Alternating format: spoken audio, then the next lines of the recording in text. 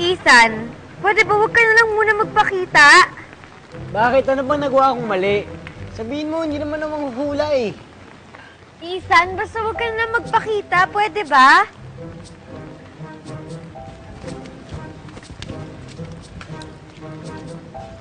Hoy, Dayan! Anong nangyari kay Yumi? Ewan ko, di ko alam. Ikaw, Creepy, alam mo? Ewan ko, di ko rin alam. Ikaw, Jackie, alam mo? Ewan ko. Di ko rin alam. Ikaw, Ethan, alam mo? Sige, bahala nga kayong mga maligno kayo dyan. Ako na yung payong ko. Malig na. Ba't kasi nartihan mo ng ganun sa Ethan? Ngayon gusto mo mag-sorry.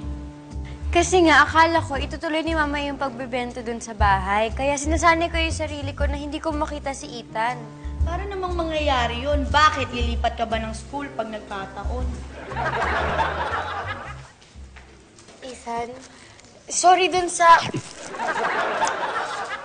Yumi. Okay lang. Palagi naman tayong ganito, diba?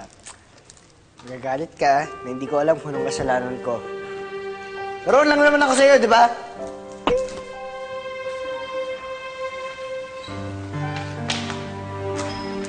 Gusto nyo?